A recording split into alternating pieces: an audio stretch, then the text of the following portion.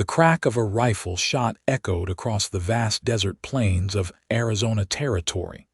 1875, sending dust clouds billowing into the air as the Wells Fargo Stagecoach lurched violently to the side. Inside, 20-year-old Florence Kincaid clutched her leather-bound journal to her chest, her heart pounding as wildly as the 6 horses that had been galloping at full speed just moments before.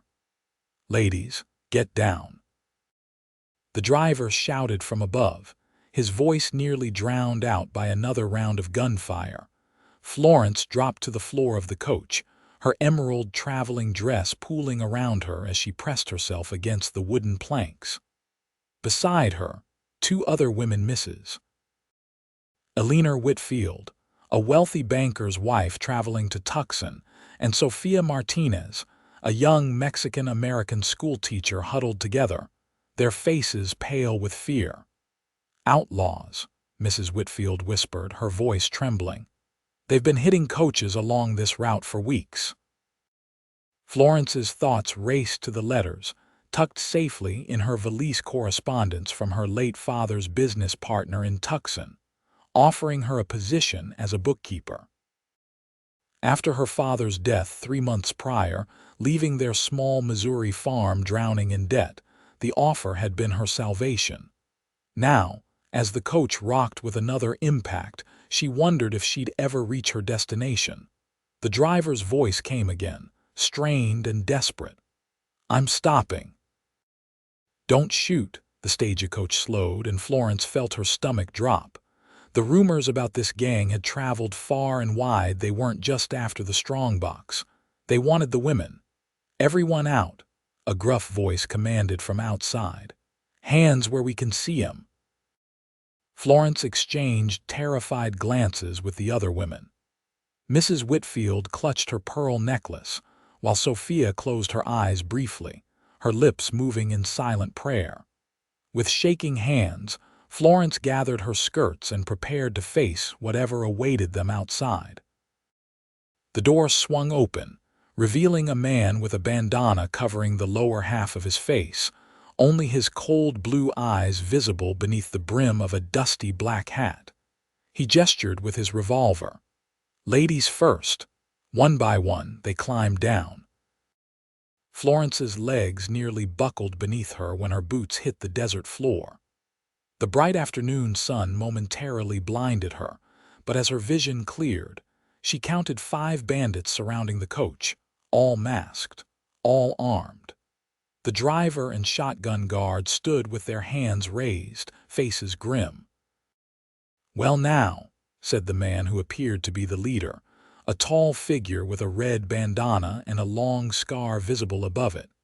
"Seems we got ourselves some fine company today." Florence fought to keep her expression neutral, though her heart threatened to burst from her chest. She'd heard stories of women taken by bandits, stories that ended in ways too terrible to contemplate. The leader stepped closer to Florence, close enough that she could smell tobacco and whiskey on his breath. "What's your name, pretty thing?" Before she could answer, the guard tried to make a move for his fallen shotgun. A bandit's pistol cracked, and the guard crumpled to the ground with a sickening thud. Mrs. Whitfield screamed, and Florence felt the world tilt beneath her feet. She'd never witnessed a man being killed before. "Anyone else feeling brave?" the leader asked, his voice dangerously soft. The remaining men stayed frozen in place. "Now then," he continued, turning his attention back to the women. "You 3 are coming with us. We got a nice little hideout where you'll be staying a while." Florence's mind raced. There had to be some way out, some hope of rescue, but they were miles from the nearest town, surrounded by nothing but desert and distant mountains. The outlaws began tying the driver to the coach wheel. One of the bandits, a shorter man with a limp, approached with rope for the women. "Tie him up, but gentle-like," the leader commanded. "Don't want to damage our new guests." As the man with the limp reached for Florence's wrists, a distant sound caught her attention, the rhythmic pounding of hooves against hard, packed earth. The outlaws heard it too, heads snapping toward the eastern horizon where a lone rider appeared, silhouetted against the blazing sky, approaching fast. "Who the hell is that?" one of the bandits muttered. The leader raised a spyglass to his eye, studied the approaching figure for a moment, then cursed. "It's him, the ranger." A ripple of tension passed through the group of outlaws. Florence felt a flicker of hope ignite in her chest. "Just one man," another outlaw said. "We can take him." The leader seemed less certain. "That's no ordinary man. That's Nathaniel Knox." The name meant nothing to Florence, but from the way it was uttered with a mixture of fear and respect, she knew this lone rider must be someone of significance. "Get the women on the horses," the leader ordered urgently. "We're leaving. Now." But it was too late.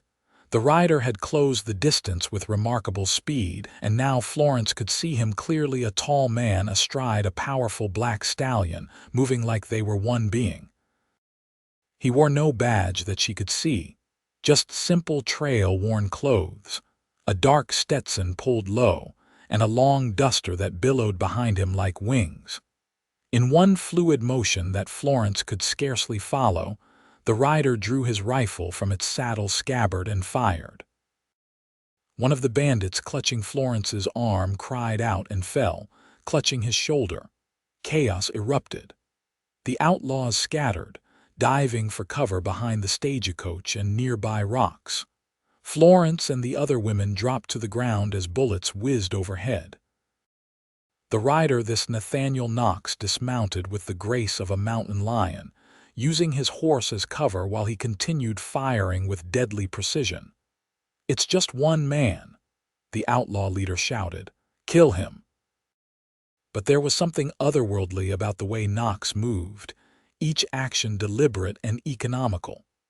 Florence watched, mesmerized, as he dropped an outlaw who tried to flank him, then another who made a desperate charge. In the confusion, Florence felt a rough hand grab her arm. The leader was dragging her behind the coach, using her as a shield. She struggled against his grip, but he pressed his revolver against her temple. "Enough, Knox," he shouted. "Drop your weapon or I put a bullet in her head." The shooting stopped. Through the settling dust, Florence could see Knox standing beside his horse, his rifle lowered but not discarded. His face was partially shadowed by his hat, but she could make out a strong jaw, dark stubble, and eyes as intense as a summer storm. "Let her go, Jackson," Knox called, his voice deep and steady. "You know how this ends." The outlaw leader Jackson tightened his grip on Florence. "Not this time. I'm walking away with this one, and you're not following." Florence's fear gave way to indignation. She was not going to be this man's bargaining chip. Drawing on courage she didn't know she possessed, she drove her heel down hard on Jackson's instep, then jabbed her elbow sharply into his ribs. Jackson cursed and loosened his grip just enough for Florence to twist away. The moment she was clear, a shot rang out and Jackson staggered backward, his revolver falling from his hand as he clutched his arm. Knox was beside her in an instant, pulling her behind him as he leveled his weapon at the wounded outlaw leader. "It's over, Jackson," Knox said. "On your knees." For a tense moment, it seemed the outlaw might still resist, but then, with a look of pure hatred, he sank to his knees. Within minutes, Knox had the surviving outlaws disarmed and secured. He moved with the confidence of someone who had done this many times before, checking each outlaw's bonds and gathering their weapons. Only when all the danger was past did he finally turn his full attention to Florence and the other women. Up close, she could see he was younger than she'd first thought, perhaps 30, with weather-bronzed skin and eyes the color of a stormy sky. A thin scar ran along his jawline, and another disappeared beneath the collar of his shirt. "Are you hurt, miss?" he asked, his voice gentler now. Florence shook her head, finding her voice. "No, thanks to you. You saved our lives, Mr. Knox." A shadow of a smile crossed his face. "Nathaniel Knox, though most just call me Knox." "Florence Kincaid," she replied, suddenly aware of how disheveled she must look, her carefully pinned hair now falling around her shoulders, her dress covered in dust. "Miss Kincaid." He tipped his hat slightly, then looked to the other women. "Ladies, the immediate danger has passed, but we need to move. There's a way station about 10 miles west. We can make it before nightfall."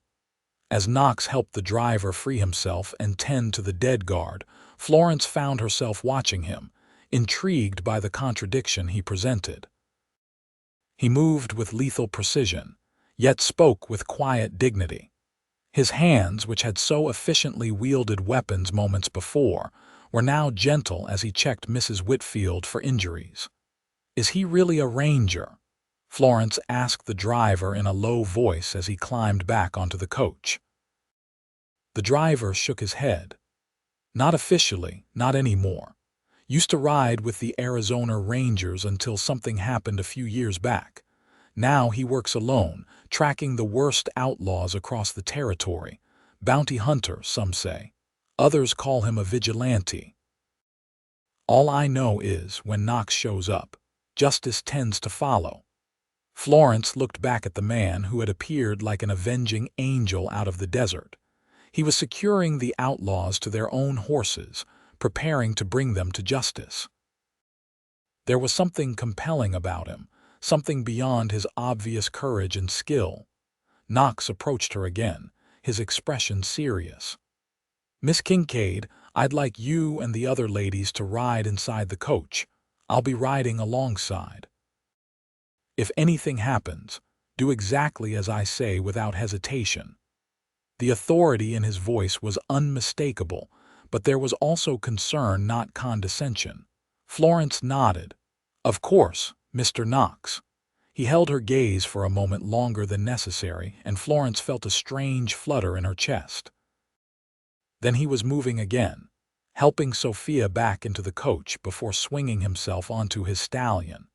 As the stagecoach lurched back into motion, Florence found herself stealing glances through the window at their rescuer. Nathaniel Knox rode tall in the saddle, eyes constantly scanning the horizon, a solitary figure against the vast desert landscape. She had no idea then how completely this man would change her life.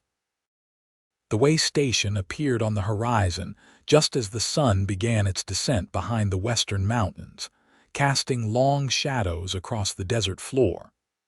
It was little more than a low stone building with a corral and water trough, but after their harrowing ordeal, it looked like salvation to Florence. Knox dismounted first, checking the perimeter before signaling for the coach to approach. As they pulled up to the station, an older man emerged from the building, shotgun in hand. "Easy, Morgan," Knox called. "Got some passengers who need shelter and some outlaws who need watching."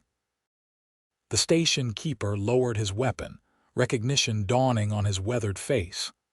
"Knox, didn't expect to see you. Heard you were tracking the Jackson gang up north."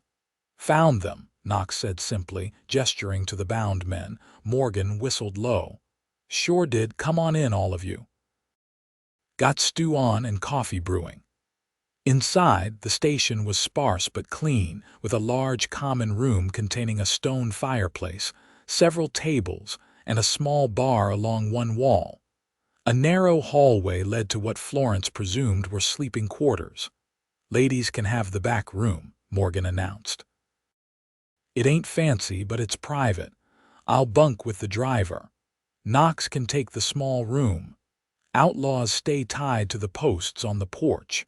Florence and the other women gratefully accepted the chance to refresh themselves. A basin of clean water allowed them to wash away the dust of the trail, and Morgan's wife, a kind woman named Ruth, provided them with combs and even a spare shawl for Mrs. Whitfield, whose fine jacket had been torn in the commotion. When they emerged, a simple but hearty meal of venison stew and cornbread awaited them.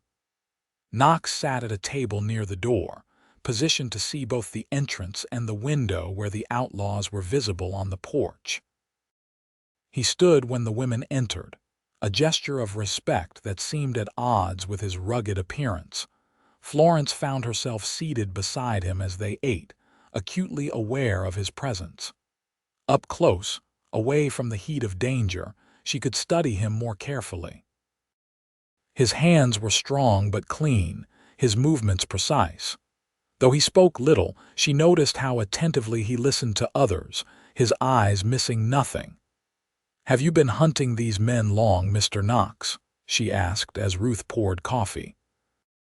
Knox's expression remained impassive, but something flickered in his eyes. 3 months. They've been terrorizing the stage routes between Prescott and Tuxen. What happens to them now, Marshall and Tuxen will take them. They'll stand trial. His tone suggested he had little doubt about the outcome. Jackson has enough charges against him to hang 3 men. Florence shuddered despite the warmth of the room. "I'm grateful you arrived when you did." A ghost of a smile touched his lips. "Right place, right time." "I doubt that's coincidence, Mr. Knox. You strike me as someone who leaves little to chance." Their eyes met, and for a moment Florence felt as though he was truly seeing her not just as another rescued traveler, but as herself. "You're observant, Miss Kincaid," he said finally. "May I ask what brings you to this territory? It's a hard land for those not born to it." Florence hesitated, then decided on honesty. "Necessity, Mr. Knox. My father passed away 3 months ago, leaving our farm in Missouri with considerable debt. His former business partner in Tuxen offered me a position as a bookkeeper in his mercantile." "I'm sorry about your father," Knox said, and she believed he meant it. "You have family in Tuxen?" "None, just the promise of employment." He studied her for a moment. "Takes courage to travel so far alone." "Or desperation," she replied with a small, sad smile. "Often the same thing, in my experience." Their conversation was interrupted as Morgan approached with fresh coffee. "Marshall should reach us day after tomorrow," he informed Knox. "You planning to stay until then?" Knox nodded. "I'll help escort the ladies to Tuxen afterward. Jackson wasn't working alone. He has associates who might not be happy about his capture." Florence felt both relief and an unexpected thrill at the thought of traveling further with Knox. She told herself it was merely gratitude and the security his presence provided, nothing more. As the evening progressed, the driver entertained them with tales of the territory, while Mrs. Whitfield spoke of her husband's banking business in Tuxen. Sophia shared stories of her teaching experiences in small mining towns.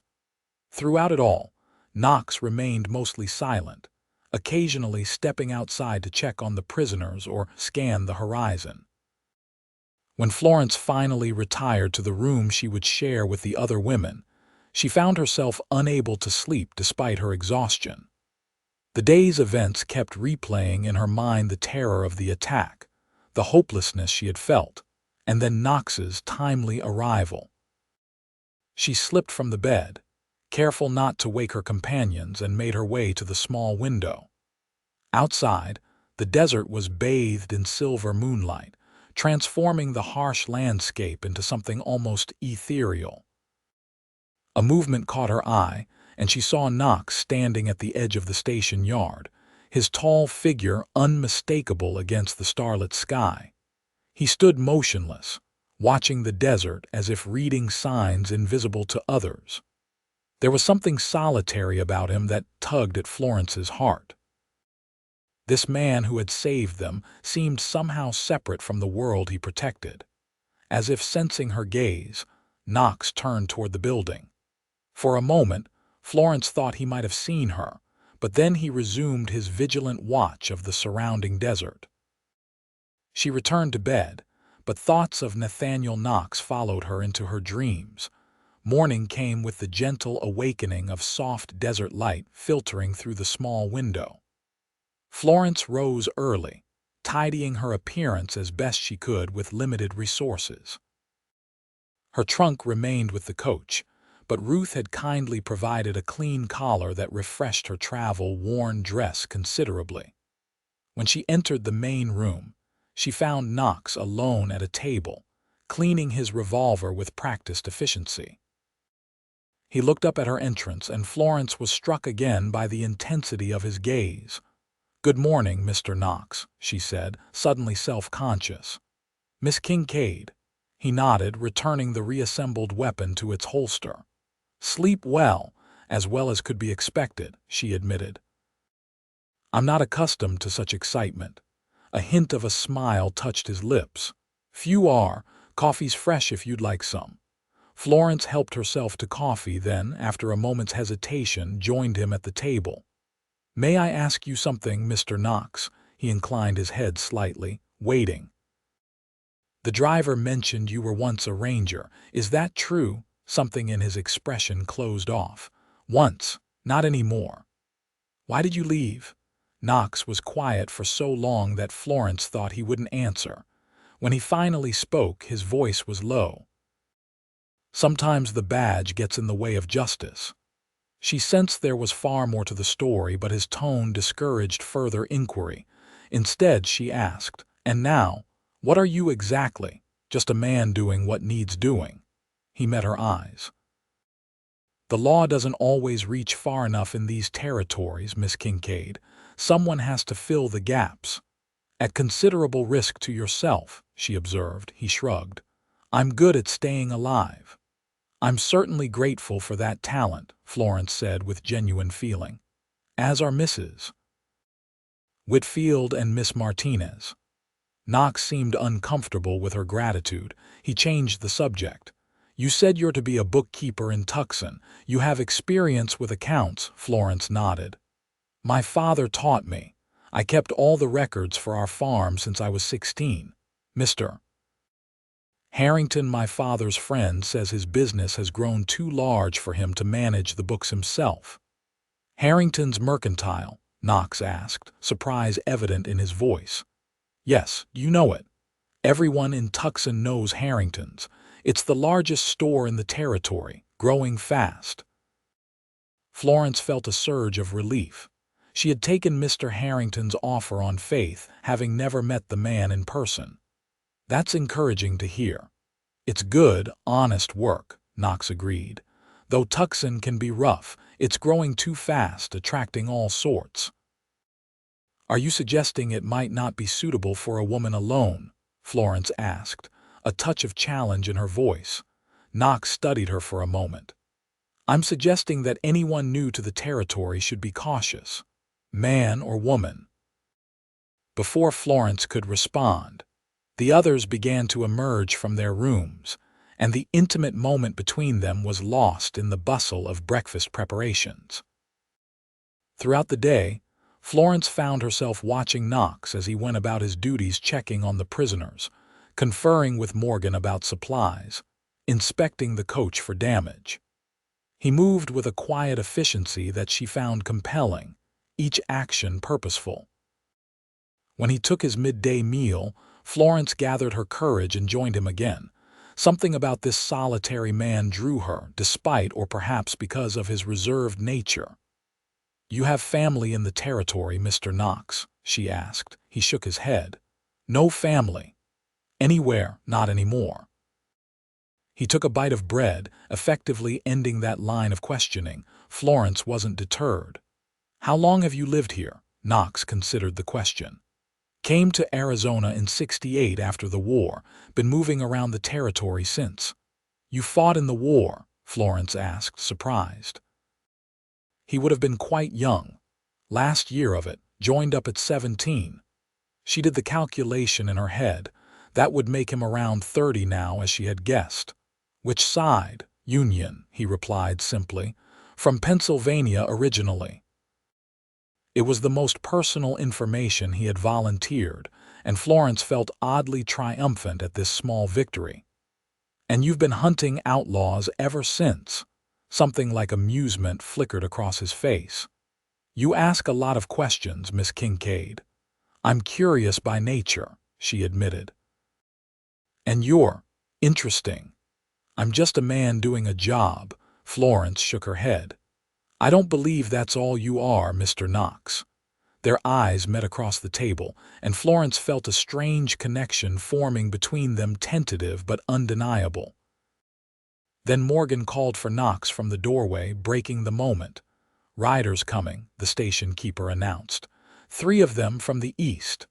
Knox was on his feet instantly, hand moving to his revolver. "Get inside," he told Florence. "Stay away from the windows." The tension in his voice sent a chill down her spine. Without argument, she hurried to join the other women in the back room, but not before she saw Knox step onto the porch, his stance alert and ready. Through the thin walls, they could hear muffled voices as the riders approached.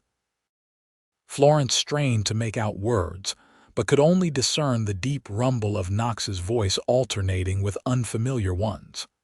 After what seemed an eternity, the door opened, and Knox appeared. "It's safe," he announced. "Just travelers heading west. They'll be moving on after watering their horses."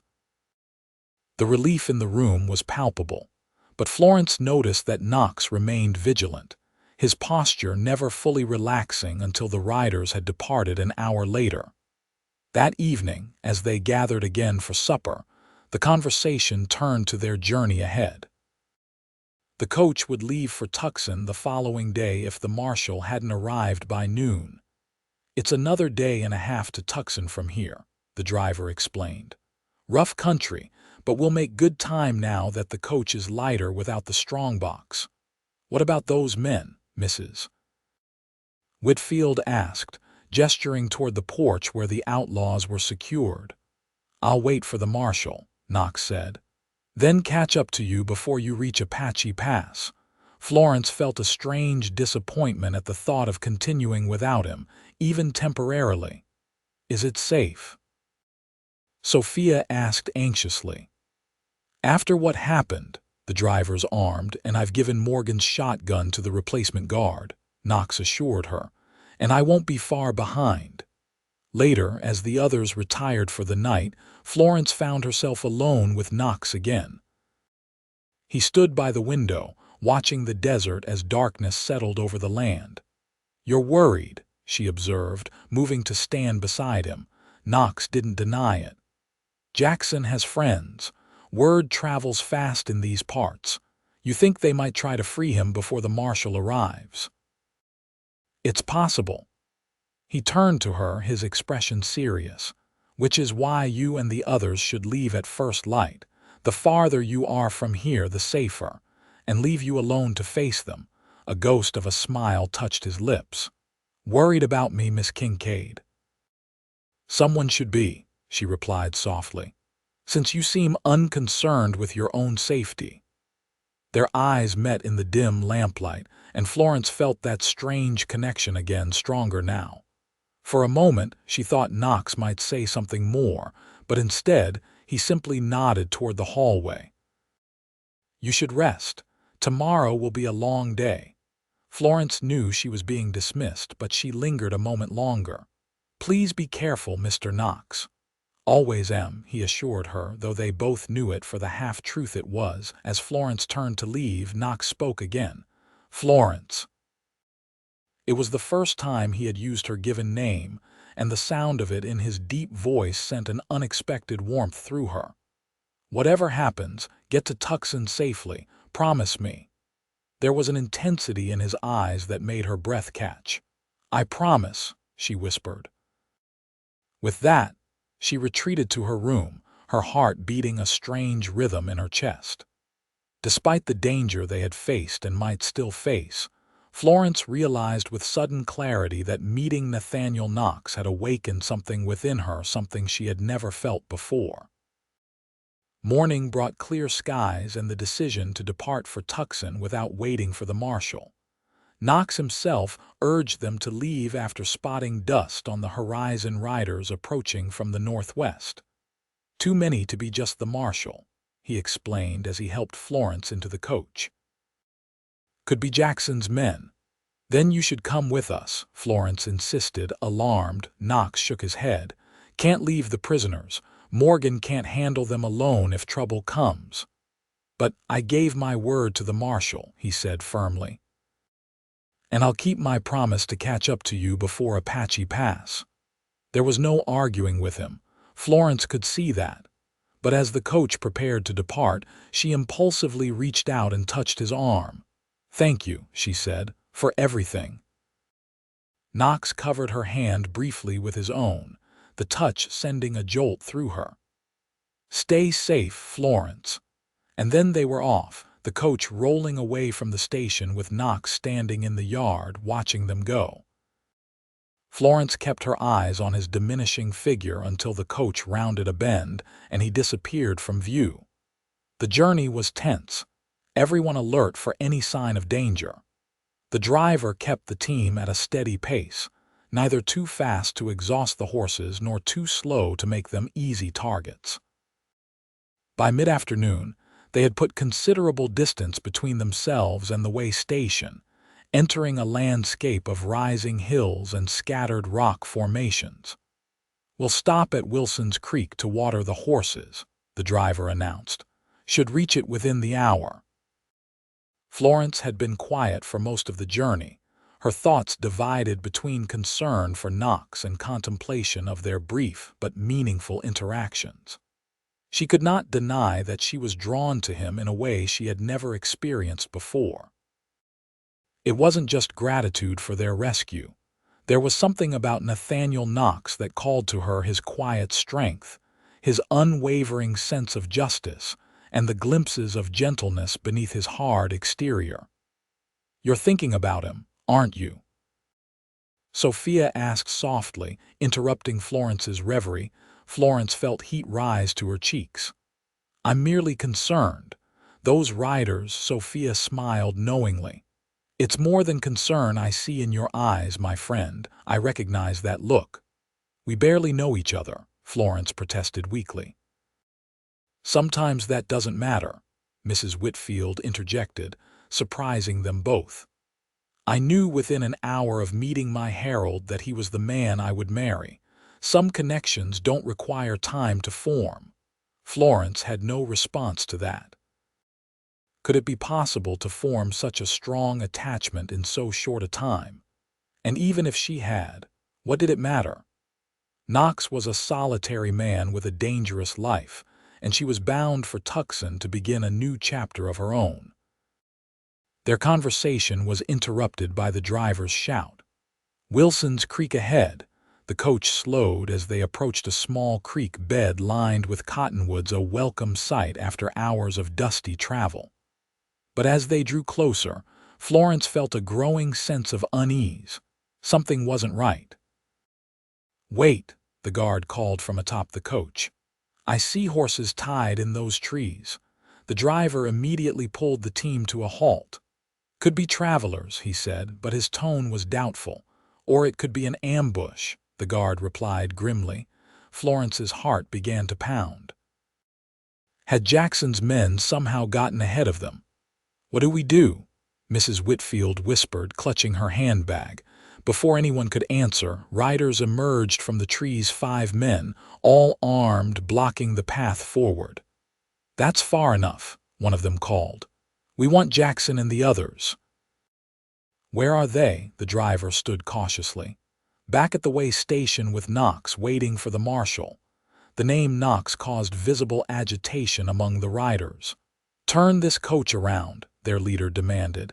You're taking us back there. And if we refuse? The guard asked, his shotgun at the ready. The outlaw's laugh was cold. Then we take the women anyway, and you die here. Florence felt ice in her veins. They were going to be used as hostages to free Jackson. The guard might get off a shot or two, but against 5 armed men, the outcome was inevitable. Just as despair threatened to overwhelm her, a voice rang out from behind a rock formation to their right. I wouldn't do that if I were you, Harkins. Florence's heart leapt at the familiar voice. Nathaniel Knox stepped into view, rifle raised, positioned on higher ground that gave him a clear advantage. The Outlaws whirled in surprise, guns half raised. "Knox," the leader Harkins snarled. "Should have known you'd be shadowing them." "Drop your weapons," Knox commanded. "All of you." Harkins laughed. "It's 5 against 1, Knox. Even you can't beat those odds." "Already did once today," Knox replied calmly.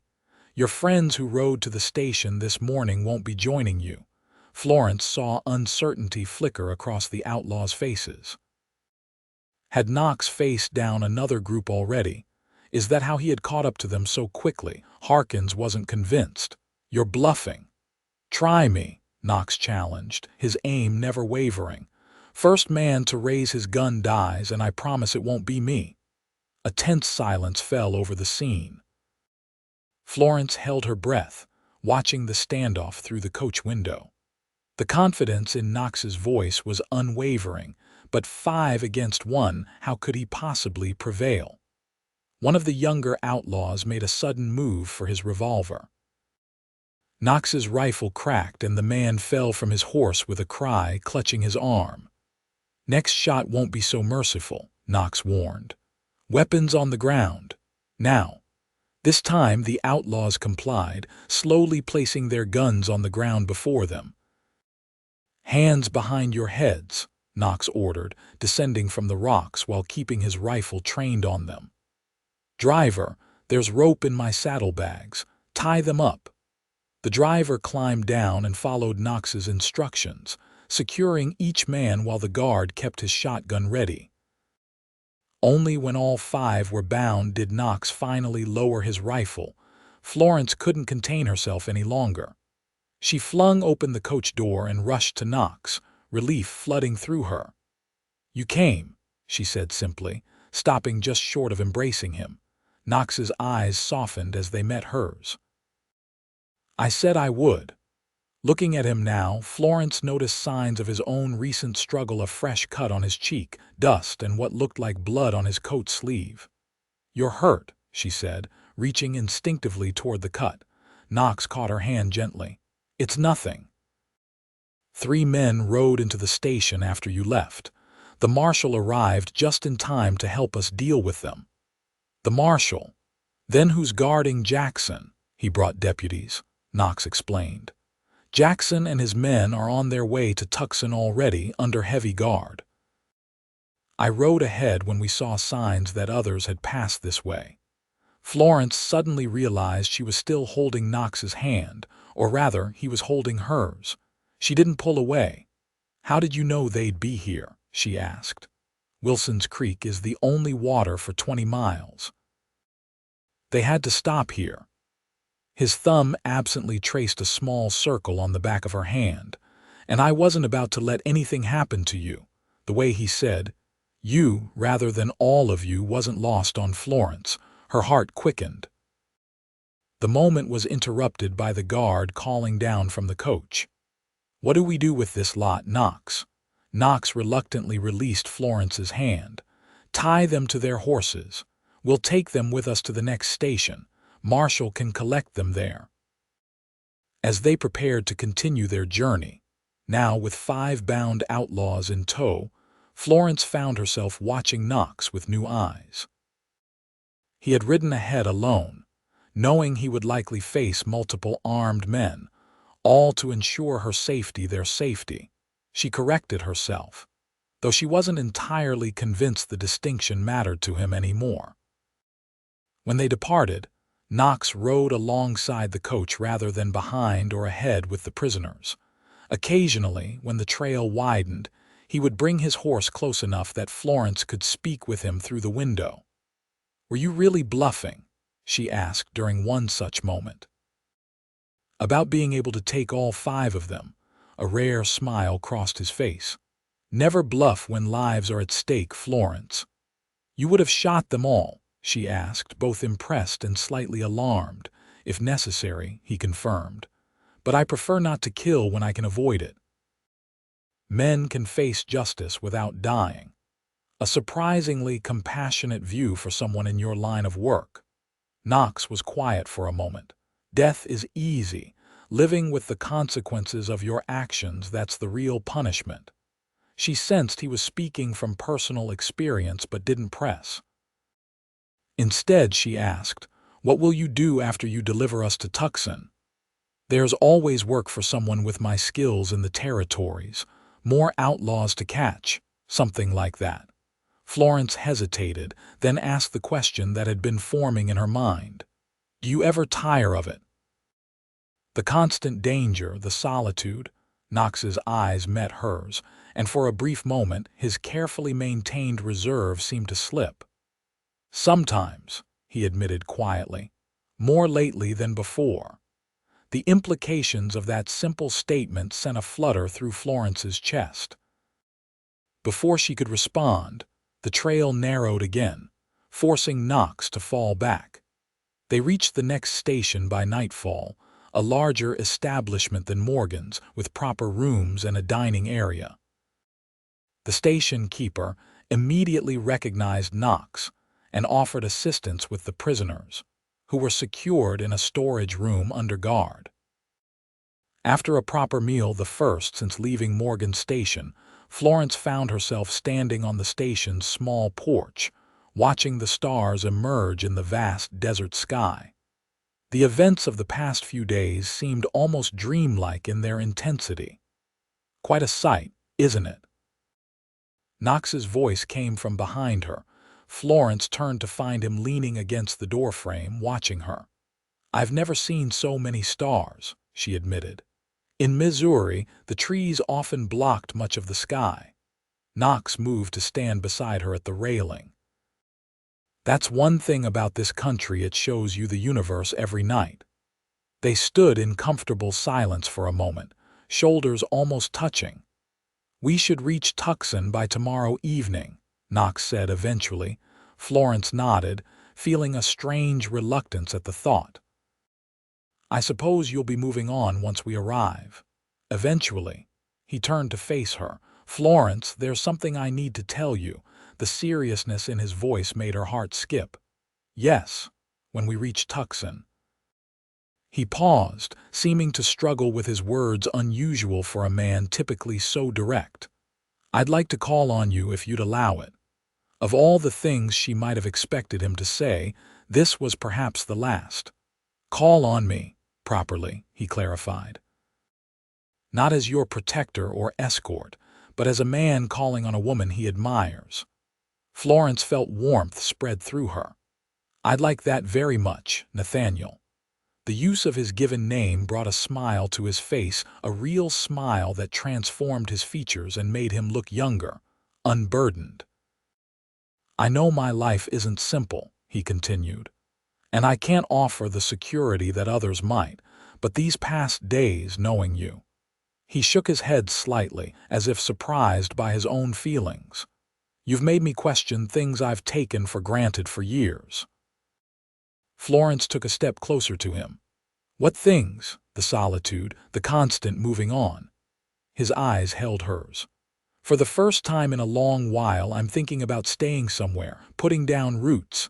"In Tuxen?" she asked, hardly daring to hope. Knox nodded.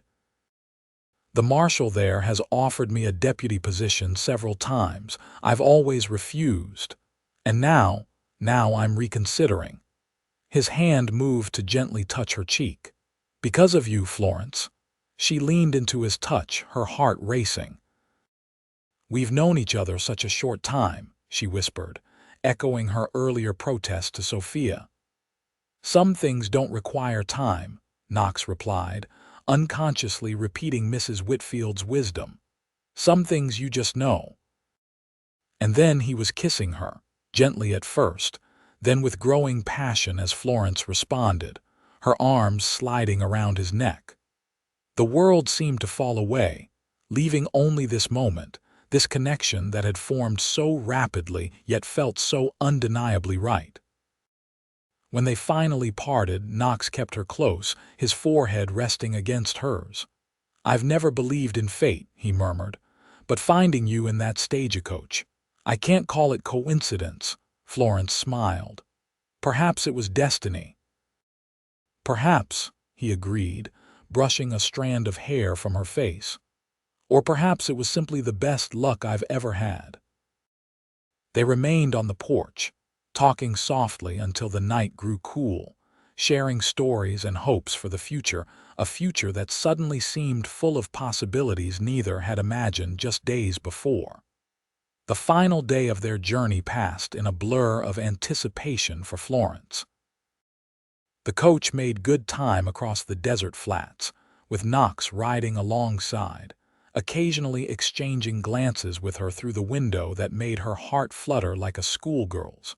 Sophia noticed these exchanges and smiled knowingly. "It seems Mr.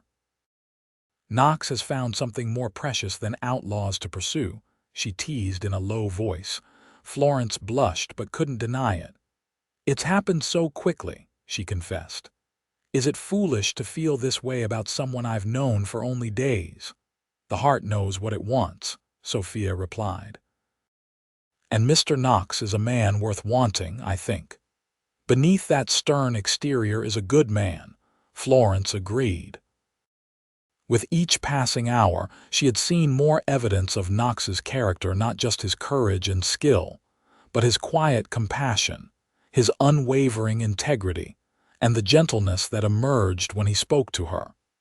As the afternoon waned, the landscape began to change. The distant Santa Catalina mountains rose majestically against the sky, and the desert gave way to scattered settlements as they approached Tuxen. Florence felt a mixture of excitement and nervousness at reaching their destination. What would happen once they arrived? Would Knox truly stay and accept the marshal's offer? The sun was low on the horizon when they finally reached the outskirts of Tuxen. Florence was immediately struck by the size of the settlement, far larger than she had imagined, with proper streets, substantial buildings, and a bustling energy that spoke of growth and opportunity. The Stagecoach made its way through town to the Wells Fargo office, where a small crowd had gathered. Word of their encounter with the Jackson gang had apparently preceded them. As they pulled to a stop, Florence saw an official-looking man with a marshal's badge waiting with several deputies. Knox dismounted and approached him, speaking briefly before gesturing to the prisoners. The coach door opened, and the driver offered his hand to help the women descend. Florence stepped down, taking in her new surroundings with wide eyes. Tuxen was a blend of cultures, American, Mexican, and native influences visible in the architecture and the faces of people passing by. Miss Kincaid, a portly, bearded man in his 50s, approached her. "I'm Edward Harrington. Welcome to Tuxen." Florence recognized the name immediately. "Mr. Harrington, it's a pleasure to finally meet you." "The pleasure is mine," he replied warmly. "When I heard about the trouble with the Stagecoach, I feared the worst. Thank goodness you're safe." "Thanks to Mr. Knox," Florence said, glancing toward where Knox still stood with the marshal. Harrington followed her gaze. "Ah, yes, Nathaniel Knox. His reputation precedes him. We owe him a debt for bringing you and the others safely to Tuxen." "Yes, we do," Florence agreed softly. Harrington began explaining the arrangements. He'd made a room at a respectable boarding house for single women, her position at his store beginning the following week, to allow her time to settle in. Florence listened attentively, but her attention kept straying to Knox. As if sensing her gaze, he looked up, their eyes meeting across the busy street. A promise passed between them in that look. This was not an ending but a beginning. Later that evening, after she had settled into her room at Mrs. Holloway's boarding house, a knock came at the front door. Florence heard Mrs. Holloway's voice, followed by footsteps on the stairs. Another knock, this time at her own door. "Miss Kincaid," Mrs. Holloway called, "you have a visitor in the parlor, a Mr. Knox." Florence's heart leaped. She checked her appearance quickly in the small mirror. She had changed into her one good dress, a deep blue that brought out the green of her eyes, and had pinned her hair carefully. "Downstairs." She found Knox standing somewhat awkwardly in the formal parlor, hat in hand. He had clearly made an effort with his own appearance. His clothes were clean, his hair damp from a recent wash, and he had shaved, revealing the strong line of his jaw without the shadow of stubble. "Nathaniel," she greeted him, conscious of Mrs. Holloway hovering nearby, ensuring propriety. "Florence," he smiled, the expression transforming his usually serious face. "I hope I'm not intruding." "Not at all. Please sit." They settled on the sofa, maintaining a respectable distance under Mrs. Holloway's watchful eye. "I spoke with the marshal," Knox said, getting straight to the point as was his way. "I've accepted the deputy position." Joy bubbled up within Florence. "You're staying in Tuxen," he nodded, his eyes never leaving hers. "I am. It's time for a change." "I'm glad," she said simply, though the words hardly captured the depth of her feelings. "I also spoke with Mr. Harrington," Knox continued, "to ensure his intentions regarding your employment were honorable." Florence raised an eyebrow. "Did you?" "I did." A hint of a smile played at his lips. He was quite understanding about my concerns. And was he appropriately intimidated? Appropriately impressed, Knox corrected. "He thinks very highly of your father and, by extension, you." "I'm relieved to hear it, though I never doubted his character." Knox's expression grew more serious. "Florence, I know we've known each other only a short time, but I've never been more certain of anything in my life. These past days have changed me in ways I'm still coming to understand." Florence felt her pulse quicken. "They've changed me too." "I can't offer you wealth or an easy life," he said, his voice low and earnest. "But I can promise to protect you, to respect you, and to cherish you for as long as I live." "Those are the only promises that matter," Florence replied softly. Knox reached into his pocket and withdrew a small, simple ring, a band of silver with a modest pearl at its center. "This belonged to my mother. I'd like you to have it as a promise of my intentions." Florence's breath caught. "Nathaniel." "I'm not asking for an immediate answer," he clarified quickly. "I know you need time to establish yourself here, to be sure of your own feelings, but I want you to know that whenever you're ready, I'll be waiting." With tears in her eyes, Florence extended her hand. "I don't need time," she whispered. "My heart has already decided." Knox slipped the ring onto her finger, then, mindful of Mrs. Holloway's presence, raised Florence's hand to his lips and pressed a gentle kiss to her knuckles. "Mrs. Holloway," he called, without taking his eyes from Florence's, "I believe we'll need a chaperone for our walks from now on." The older woman approached, her expression softening as she noticed the ring. "I see congratulations are in order."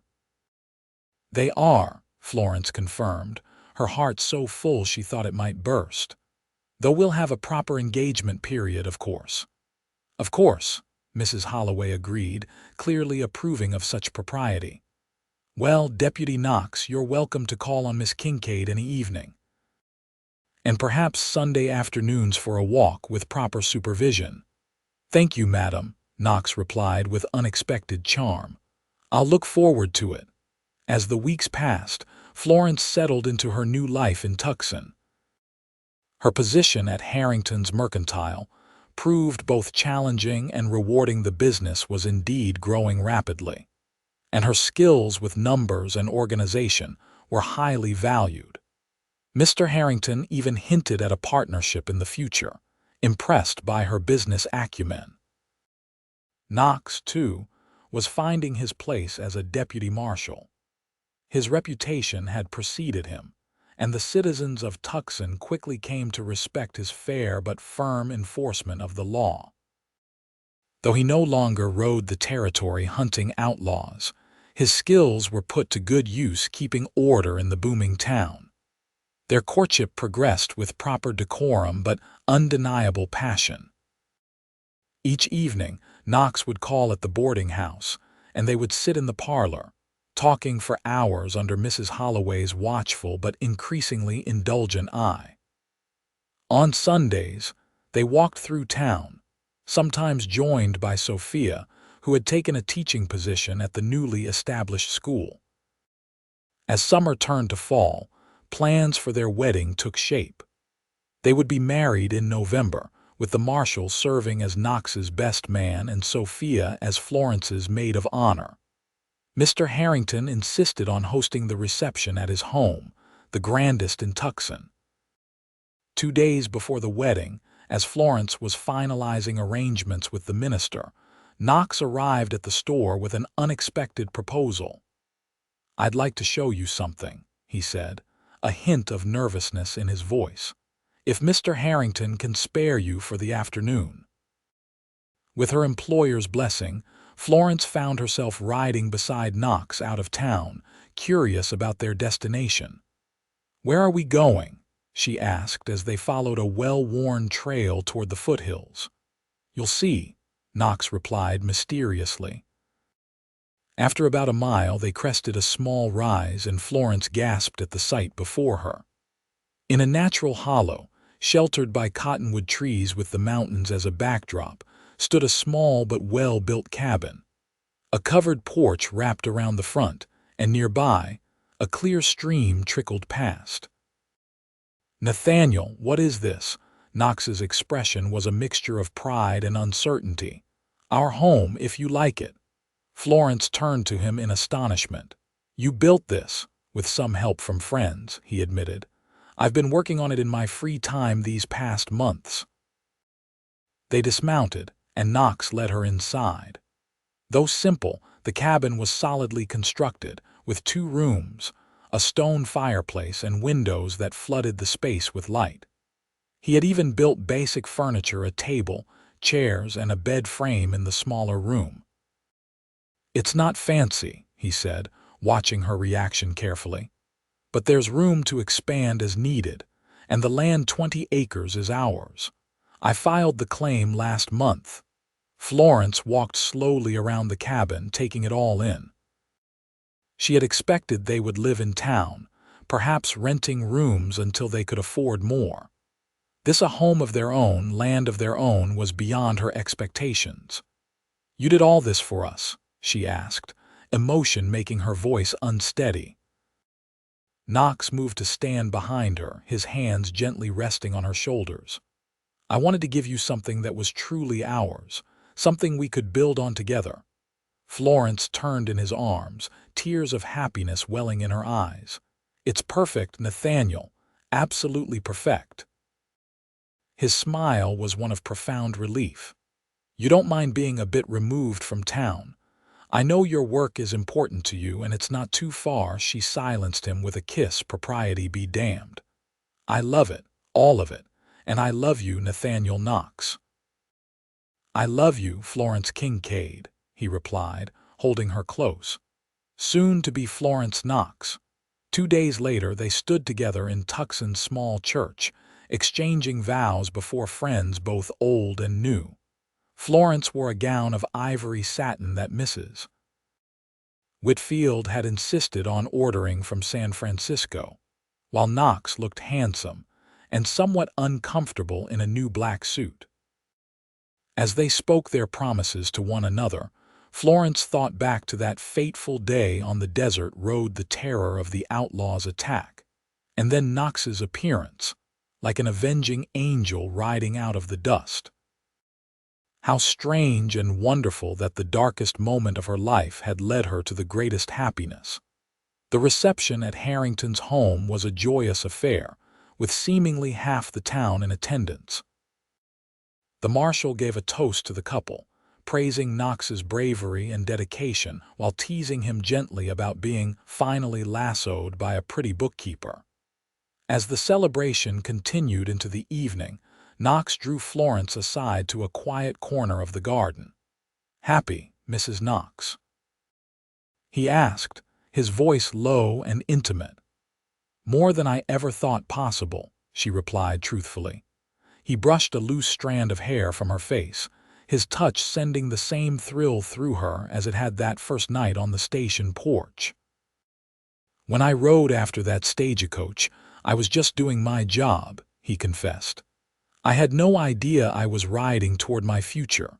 Florence smiled, remembering her earlier thoughts. Perhaps it was destiny after all.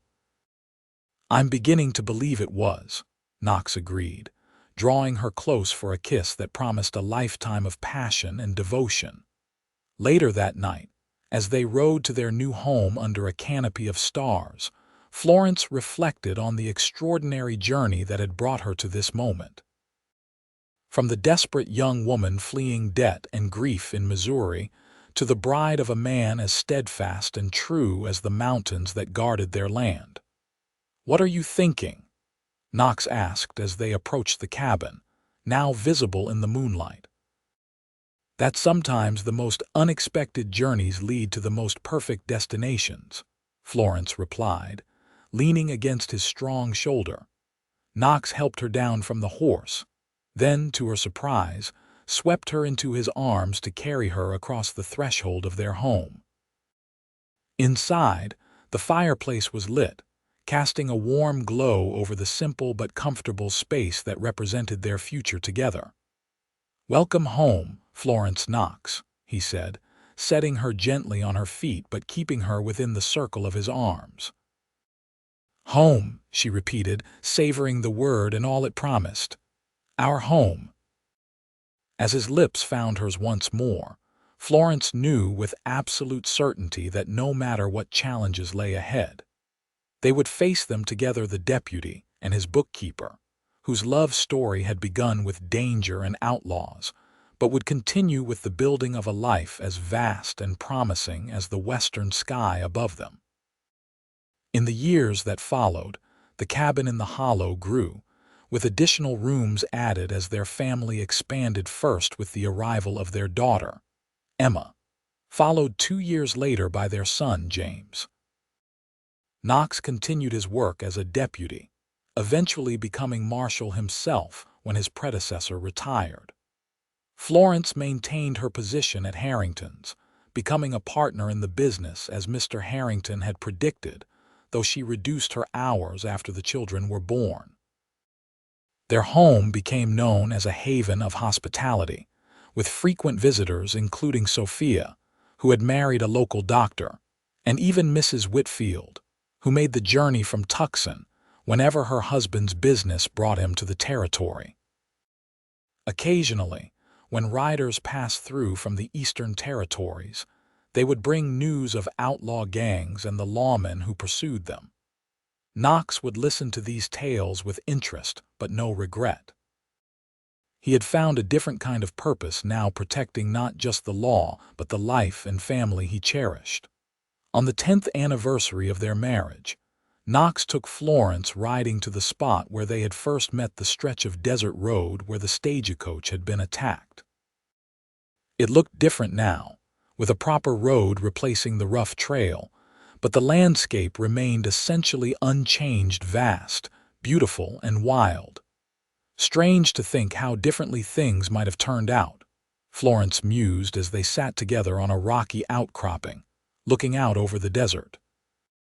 Knox took her hand, his thumb brushing over the silver band that had been joined by a wedding ring a decade earlier. "I try not to think about it," he admitted. "The idea of never having found you." Florence leaned against his shoulder, as comfortable with him now as she had been from the beginning. "But you did find me. The outlaw wanted the woman in the stagecoach, and the cowboy rode alone and brought her safely home," Knox finished, a smile in his voice. "Though I was never much of a cowboy." "No," Florence agreed, looking up at the man who had become her heart's companion. "You were always much more than that." As the sun began its descent toward the western horizon, painting the desert in hues of gold and crimson, they mounted their horses and turned toward home, toward the life they had built together from an unexpected beginning. "Race you back," Florence challenged with a laugh, spurring her horse forward. Knox watched her for a moment, this woman who had transformed his solitary existence into a life rich with love and purpose. then urged his own mount to follow. Riding together across the land, they both called home.